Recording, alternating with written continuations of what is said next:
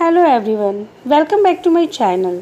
आज हम आपको फिटकरी के फ़ायदे और नुकसान के बारे में बताएंगे कि फिटकरी का इस्तेमाल हम खेती में किस तरीके से कर सकते हैं और इससे क्या क्या फ़ायदे हैं और क्या क्या नुकसान है।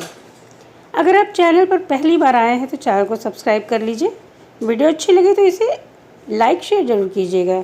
जी हाँ, फिटकरी बहुत ही फ़ायदेमंद चीज़ है, बहुत ही सस्ती और किफ़ायती, हमारे खेत के पीएच लेवल को कंट्रोल करने वाली एक बहुत ही उम्दा चीज़ है जो बहुत ही आसानी से मिल जाती है। ये आपको ऑनलाइन भी मिल जाएगी, ऑफलाइन भी मिल जाएगी। फिटकरी के हज़ारों फ़ायदे हैं।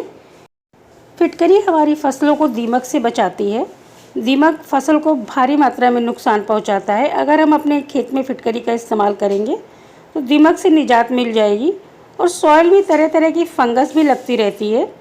फिटकरी का इस्तेमाल करने से सॉइल में फंगस भी ख़त्म हो जाएगी। आप देख सकते हैं दीमक ने किस तरीके से फसल को बर्बाद कर दिया है। इसलिए फिटकरी का प्रयोग करेंगे तो इस तरीके के कीड़े मकोड़ों से मुक्ति मिल जाएगी। फंगस फसलों में इस तरीके से लग जाती है और फंगस से फसल पर भारी प्रभाव पड़ता है। फंगस हमारी फसल की ग्रोथ को ख़त्म कर देती है और पौधे को ख़त्म कर देती है एकदम से। सॉइल में फंगस आमतौर से लगती ही रहती है और सॉइल फंगस से भी निजात मिलेगी अगर हम अपने खेतों में फिटकरी का प्रयोग करते हैं। भारत में अनेक तरीके की मिट्टी पाई जाती है जिसका पीएच लेवल डिफरेंट होता है, यानी अलग अलग पीएच लेवल की मिट्टी पाई जाती है। हमारे देश में क्षारीय मिट्टी भी पाई जाती है और अम्लीय मिट्टी भी पाई जाती है, और जो सामान्य लेवल की मिट्टी होती है वो फसल के लिए सर्वोत्तम होती है, उसमें पैदावार बहुत अच्छी होती है। इसलिए समय समय पर अपने मिट्टी का पीएच लेवल हमें चेक करवाना चाहिए। इसके लिए लिटमस पेपर भी मिलता है मार्केट में। अगर आप मार्केट से नहीं मिल रहा है आपको तो ऑनलाइन भी परचेज कर सकते हैं लिटमस पेपर। आपको अपने गार्डन की सॉइल को, जो प्लास्टिक की ग्लास आती हैं, उसमें डाल लेना है। हर जगह की सॉइल ले लीजिए। उसके बाद ग्लास में पानी डाल लेना है और चम्मच से आसानी से उसे घोल कर लिटमस पेपर को उसमें डुबा दीजिए। 4 से 5 घंटे आपको डुबा कर रखना है। तुरंत नहीं पता चलता है कि पीएच लेवल क्या है, इसलिए डुबाकर 4 से 5 घंटे के लिए छोड़ दीजिए। उसके बाद ग्राफ देखकर आप जान सकते हैं कि आपकी मिट्टी का पीएच लेवल क्या है। बहुत से किसान जो पीएच लेवल का ध्यान देते हैं उनकी पैदावार बहुत अच्छी होती है। बहुत से किसान जो पीएच लेवल का ध्यान नहीं देते हैं उनकी खेती अच्छी नहीं हो पाती है। कुछ फसल अच्छी होती है, कुछ नहीं होती है। ये क्षारीय मिट्टी का खेत है। आप देख सकते हैं इसमें किस तरीके से ग्रोथ हो रही है। अपने खेत और गार्डन की सॉइल का पीएच लेवल बहुत ही आसानी से आप फिटकरी के माध्यम से बदल सकते हैं। अगर आप फिटकरी का इस्तेमाल करते हैं अपने खेत में तो आपकी क्षारीय मिट्टी जो है वो नेचुरल मिट्टी बन जाएगी, नॉर्मल मिट्टी बन जाएगी और फसलों की पैदावार बहुत अच्छी होगी। अगर आप नहर के पानी से सिंचाई करते हैं, नाले के पानी से सिंचाई करते हैं तो आपको फिटकरी का प्रयोग बिल्कुल भी नहीं करना है। अगर आप अपने खेत की सिंचाई बारिश में रुके हुए पानी से करते हैं तो भी आपको फिटकरी का प्रयोग बिल्कुल भी नहीं करना है, क्योंकि बारिश का पानी पहले से ही एसिडिक होता है और फिटकरी का जो स्वभाव है वो भी एसिडिक है। इसलिए आप बारिश में रुके हुए पानी से सिंचाई करते हैं तो फिटकरी बिल्कुल भी नहीं इस्तेमाल करना है आपको।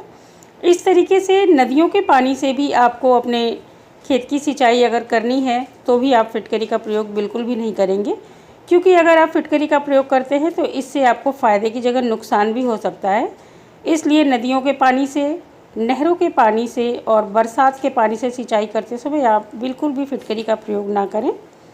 मिट्टी का पीएच लेवल अच्छा हो जाए इसके लिए जब भी आप सिंचाई करते हैं तो आपको 1 किलो फिटकरी लेनी है। उसे किसी बोरे या सूती कपड़े में बांधकर जहाँ से आपका पानी खेतों में जा रहा है वहीं पर किसी चीज़ की सहायता से दबा दें। पानी उसके स्पर्श से जैसे जैसे आगे बढ़ेगा धीरे धीरे पूरे खेत में फिटकरी का असर फैल जाएगा और 8 से 10 दिनों बाद जब आप अपने खेत का पीएच लेवल चेक करेंगे तो काफ़ी परिवर्तन आपको नज़र आएगा।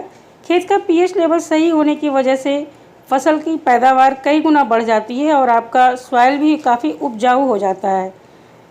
अगर आपके यहाँ पानी का टीडीएस बहुत ज़्यादा है तो भी फिटकरी आपके लिए बहुत ही फ़ायदेमंद है, क्योंकि फिटकरी जो है टीडीएस को भी कंट्रोल करती है, मिट्टी की क्षारीयता को भी कम करती है। जो लोग सब्जी की खेती करते हैं इस तरीके से ड्रिप की सहायता से पाउडर बना करके अपने ड्रिप में आपको घोल लेना है और उस तरीके से ड्रिप सिंचाई की विधि से आप अपनी फसलों में, अपने खेत में फिटकरी का प्रयोग कर सकते हैं। स्प्रे के माध्यम से बिल्कुल भी आपको फसलों के ऊपर फिटकरी का स्प्रे नहीं करना है जिस तरीके से कीटनाशक का स्प्रे करते हैं, क्योंकि फिटकरी बहुत तेज़ होती है। अगर इस तरीके से स्प्रे करेंगे तो आपकी फसल झुलस सकती है। आपको फिटकरी का प्रयोग सॉइल में पानी के माध्यम से करना है, इस तरीके से स्प्रे बिल्कुल भी ना करें। आपकी सॉइल का पीएच लेवल सामान्य रहेगा तो उत्पादन बहुत अच्छा होगा। आपको चेक करना है कि 5 से 7 अगर आपके ज़मीन का पीएच लेवल है तो आपका पीएच लेवल सामान्य है। अगर 7 से अधिक है तो फिटकरी का इस्तेमाल करने से आपके खेत का पीएच लेवल 7 से नीचे आ जाएगा, जो कि बहुत अच्छा है।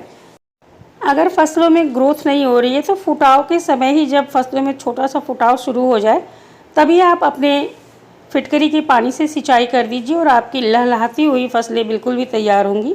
गेहूं का सीजन बीत चुका है, धान में भी बहुत अच्छा रिजल्ट आता है फिटकरी का।